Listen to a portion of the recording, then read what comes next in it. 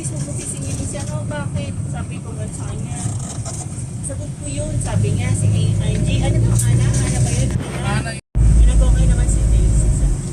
Okay daw, sabi. Kasi libre gas, ila ano kaya? Imads.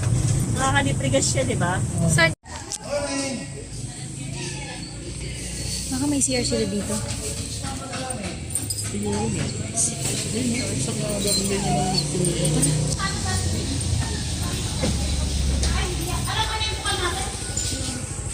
ilang kilometro? Kilometers po sabi niya. Wala mo po. Meron namin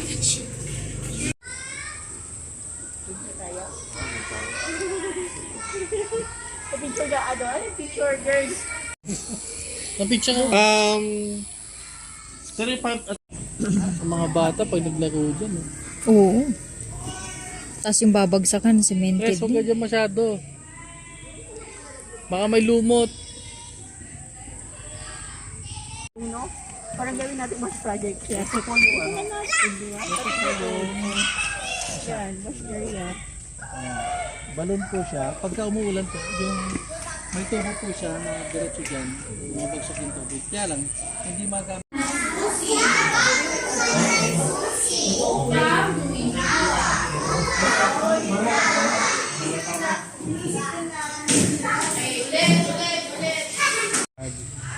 Tubig galing sa motor, na pump. Papatay sa inyo. May sa baba, pababa. Pero wala kayong rain collector sa baba. Wala kaming ano sa baba.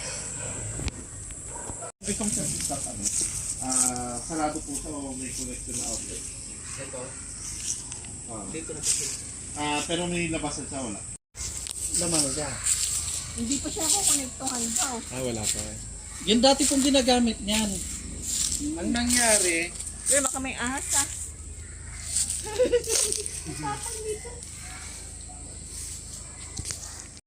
Mula doon sa bubong para ma-connect dito. hindi rin nagagamit. Paano yung ko? Bukas yung ilat. Bukas yan.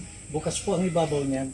Pwede siyang lagyan ng pipe para Issue kasi nagkagaling sa dapat. Opo, ayan. Ito po siya doon. Para makulag niya yung mga galing sa Okay din, no? So, regular silang pumupunta rito. Medyo tinitingnan pa nila yung gaano kalayo yung pwedeng abutin. Nag-a-adjust sila dyan sa loob. Talagang linya. So, paano po siya lumalabas yung tubig? Okay lang po, sir. Ano po, yung generator po, bali meron siyang tubo pa ilalim. Pinupuno niya itong tangke. Masalok. Parang sasalok lang kayo dyan.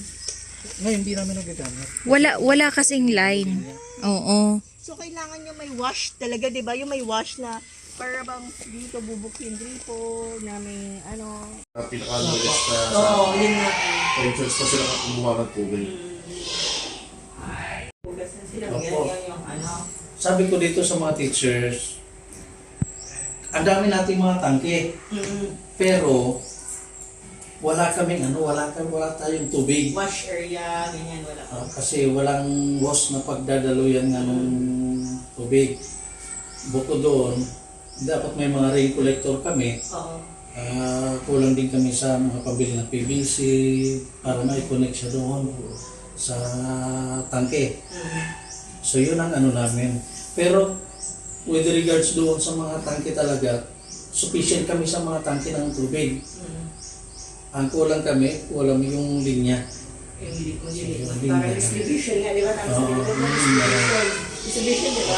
Kasi nung binilang ko yung binilang ko na halos nasa 5 tangke mayroong Pwede gano'n. natin, mas mabilis na kita na. Sige, picture na lang ibada lugar para ayusin nila yung distribution ng water. Pwede Para siguro. yung